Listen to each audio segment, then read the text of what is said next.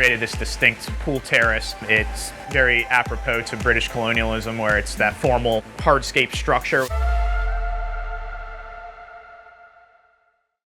Our clients on this project, when they purchased this property, it was just sort of a mess. It was sort of disorganized chaos in regards to the planting and the existing yard, vegetation, house, everything.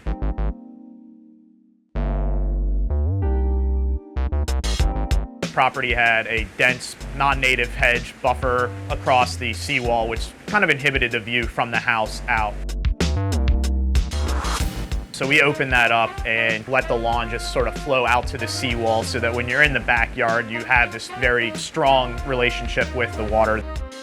This property is large enough that we could still create dense vegetated areas and meandering garden paths that really help the space feel big. We sort of had two distinct spaces, the backyard, which is on the open water with the wide open views, and then the foregarden in the front yard, which is that very dense, heavy planting. The swimming pool was where we began, and then we worked outwards from that. We've adapted to work with the local materials that we have here. We use coral stone, natural oolitic limestone, and then a lot of large leaf tropical gingers, heliconias, things of that nature.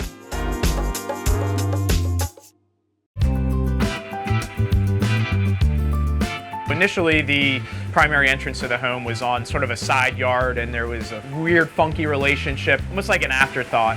And so we created a formal entrance that brought you into the space, which just lets you flow through the garden. So we designed a new staircase and sort of, entry up into the house.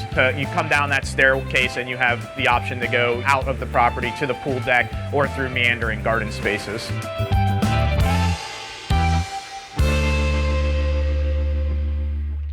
Being in the tropics, we have the opportunity to have a lot of fruiting trees, so we tried to interject as many as possible.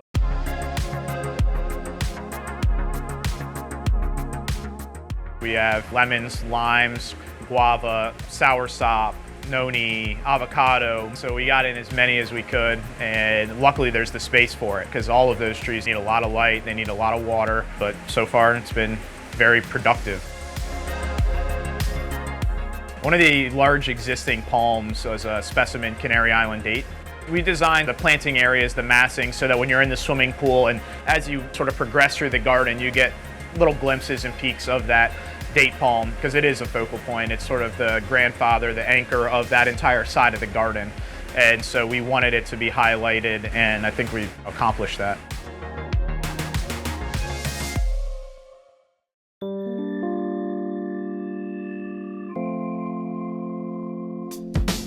One of the requests from the client was to have trellis or an arbor or some sort of more formal element.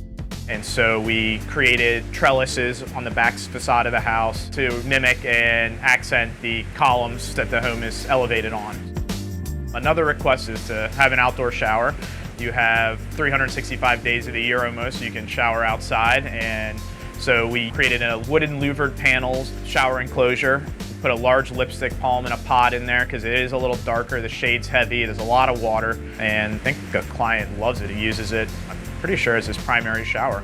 I think our client loves this entire garden. If I had to guess, I'd say his favorite aspects of it are the fruit trees and the meandering paths. He's just excited that he has all these cool tropical plants right in his backyard that he can go down and experience and play with and get to know.